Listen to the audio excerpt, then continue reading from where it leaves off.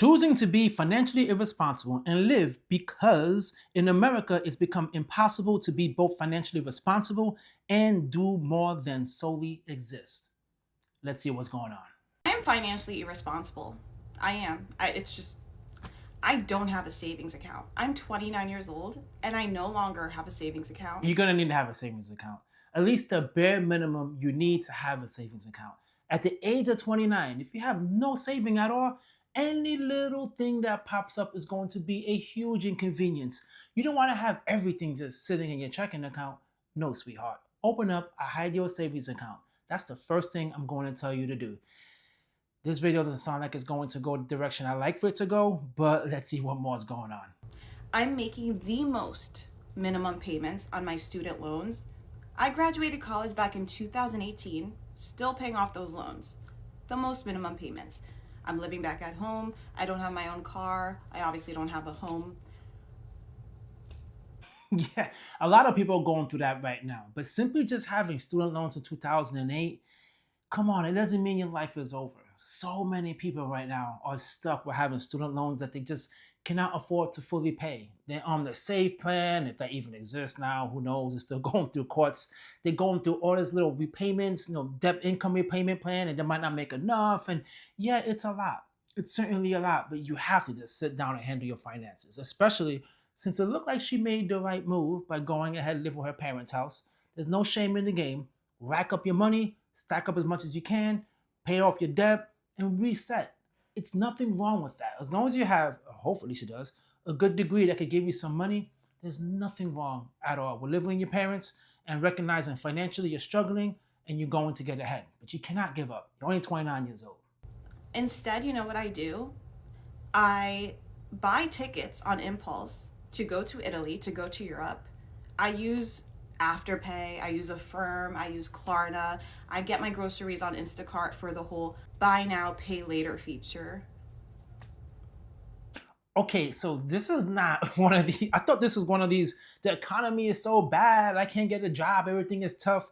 No, this seems like someone who is really impulsive and is in denial and is living this lifestyle that they can't sustain. This is a whole different level of lifestyle inflation. Because lifestyle inflation means you get the more money you get, the lifestyle increases. In her case, she's living with her parents. She has no money from what it sounds like. And she's like, hell with that. I'm traveling on Afterpay. You're making the situation worse. Now, I understand, man. People want to travel. There's certain things we want to do in life.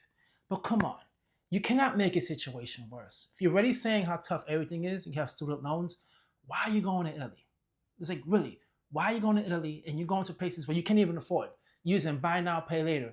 You can't afterpay the food you're going to eat and experiences you're going to have. You can't. So come on, man. This is nuts. This is nuts. And I'm always about seeing people win, and I always want to see people do good with money. But man, you cannot put yourself in this position. A lot of people are doing that, man. They don't recognize that a lot of the things that's so bad in their life financially is because of them. It's because of impulsive buying and making dumb decisions. And I don't care. I really don't. Like, I'm being so for real right now because the way things are looking, living here, making a life, that American dream. I'm gonna have my own house, I'm gonna have my own family here, I'm gonna have so much money, I'm gonna be rich. That's little me she'd be deceased. She would be quaking, shaking in her boots if she saw the state of this right now, because that's so impossible. Like, BFFR. Come on now, man. Let's stop this. Okay, let's keep it real. The American dream was never to make so much money. The American dream is to build wealth. And building wealth is not strictly based upon having so much money in your bank account. It's a progress, right? It's a progress with steadily investing, steadily saving, living on less than what you make. And eventually you get to that point where the American dream will open up to you. But if you're 29 years old and you're here, just living in your parents' house, which is nothing wrong with that, but you're traveling and you're doing all these things, then obviously you are living the American dream, which is a delusion. That you're living a dream that's a delusion. Most people are able to travel and have all these things and have all this money to go traveling. That's okay, right? That's okay because they got the money. But you're living this lifestyle, right? Where unfortunately You do not even have the money. You don't have the money for this lifestyle. And then, this is where it gets me quite a bit because people make it seem like being broke, right? Especially in my case, I grew up poor. Like you don't learn the skills of survival. Like, listen, this is not bad. Okay, the economy is tough right now. People are losing their job, but people always have lost their jobs, and there's like a dignity thing to it, right? You get embarrassed when you lose your job, so I get it. But you just cannot just act like everyone is losing their job. So what's the point, right? Like if a few people got fired, what's the point of life? I might as well just not pay bills and just not care and just whatever. What's the point? It's not always the case, man. From majority of people you look around you, a lot of people around you are winning. They're stressing, they're worried about job layoffs because in the news that's all they're hearing about. But then they're saving, right? They're making sure they're not making big purchases because right now in the market, it's not a lot of stability. But you cannot just sit in the sidelines and just moan every single day, complaining about how bad everything is. But you got to do something about it, man. You have to just step up and do something about it rather than sitting there and complaining because complaining is not going to pay the bills. Maybe you're not as financially irresponsible as me, but I think we can all agree this isn't life. This isn't life. I'd rather live paycheck to paycheck, actually like living for my soul and going on these trips and creating memories and experiences and visiting this place that feels like home, that I know I want to make home, that is out of the US. I'd much rather be living paycheck to paycheck doing that than be living paycheck to paycheck trying to just get by, paying off bills, paying off debts, the highest amount I can pay just to pay it off a couple years sooner.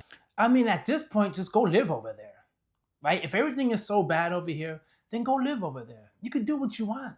Go live in Italy. Go have that life over there. But there's a problem. You probably feel like in Italy, they don't pay you enough, so you come here to make all this money. God, come on, lady. Listen, she's too young to feel like this, right? She's way too young to feel like this, to feel like, life is just horrible. And I get it, man. There's so many videos out there where people are saying that. And those are videos that get so much attention. But I can't gravitate to that. When my back's against the wall, that's when I start hustling. That's when my mind starts activating. And I say to myself, okay, I can't go on this vacation. I can't spend money here. I can't spend money there. We're going to have to save because that's just the way things are right now. Now, I will admit, everyone holding back now on big purchases, it's longer than expected. Usually it's like, okay, a bad year, things are scary. You kind of, chill for a little bit and then, okay, it gets right back and then you're good to start spending. But this situation we're in right now is like years and years, I ain't gonna lie, of like stagnation, especially wages. But you have to just, as much as you can, just chill, no big purchases, stack up, save, keep on investing, keep on doing your thing. But the opportunity is gonna come. And when the opportunity comes, you have to be ready to strike. But if you're there, doomsday spending, YOLO, living that life, then when the houses get down, right, get to a reasonable point where you can purchase it, and things get a lot easier, you cannot take advantage of it because you're here just living this fantasy life and putting yourself in debt. You will not be able to take advantage of it. So, guys, drop a comment down below. And let me know what you think. Do you think the economy is really that bad, or do you think people are just exaggerating and they're giving up rather than going in there and just figuring things out and hustling? Drop a comment down below, guys, and let me know how you feel. At the same time, hit the like, leave a comment, and subscribe. Peace.